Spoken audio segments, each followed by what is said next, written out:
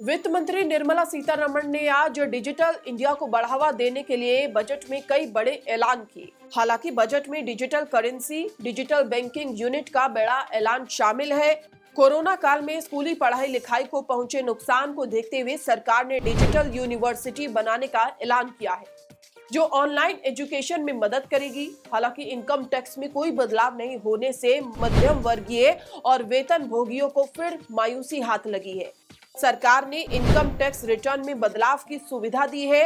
अब 2 साल पुराने ITR में अपग्रेड किया जा सकेगा। ड्यूटी घटने से कपड़े, चमड़े, polished diamond, mobile phone charger और कृषि उपकरण सस्ते होंगे। डिजिटल करेंसी का ऐलान। वित्त मंत्री ने डिजिटल करेंसी को लेकर बड़ा कदम उठाया। उन्होंने कहा कि रिजर्व बैंक जल्द ही डिजिटल रुपया जारी करेगा, जो ब्लॉकचेन टेक्नोलॉजी पर आधारित होगा। इसे सरकारी सेवाओं में डिजिटल लेन देन के तहत इस्तेमाल किया जा सकेगा। इसके अलावा क्रिप्टो करेंसी से होने वाली आमदनी पर 30% टैक्स लगा दिया गया है। डिजिटल यूनिवर्सिटी का ऐलान। सरकार ने इस बार ई शिक्षा की शुरुआत की है, जिसके तहत डिजिटल विश्वविद्यालय का ऐलान सीतारमण ने आज अपने बजट भाषण में किया। उन्होंने बजट में डिजिटल एजुकेशन को बढ़ावा दिया है और 1 क्लास 1 टीवी चैनल की संख्या 12 से बढ़ाकर 200 करने की घोषणा की है। डिजिटल बैंकिंग यूनिट बनेगी। इस बजट में डिजिटल बैंकिंग पर जोर दिया गया है। आने वाले समय में देश में 75 डिजिटल बैंक यूनिट बनाए जाएंगे।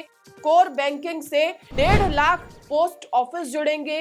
इसके साथ ही बैंक से पोस्ट ऑफिस के खातों में ऑनलाइन ट्रांसफर किया जा सकेगा। वित्त मंत्री ने ई पासपोर्ट जारी करने का फैसला। सरकार ने बजट 2022 में नागरिकों की सुविधा बढ़ाने के लिए 2022-23 में ई पासपोर्ट जारी करने का फैसला किया है। ये आम पासपोर्ट की तरह ही नजर आएगा, लेकिन इसमें एक इलेक्ट्रॉनिक चिप लगी होगी। इस माइक्रोचिप में नाम, जन्म तारीख, पता और अन्य जानकारियां स्टोर होंगी। डिजिटल टैक्स का भी ऐलान।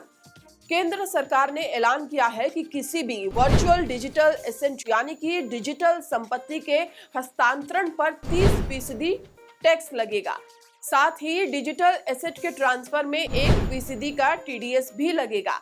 अन्य घोषणाओं में सरकार ने स्टार्टअप के लिए टैक्स छूट 1 साल बढ़ा दी है।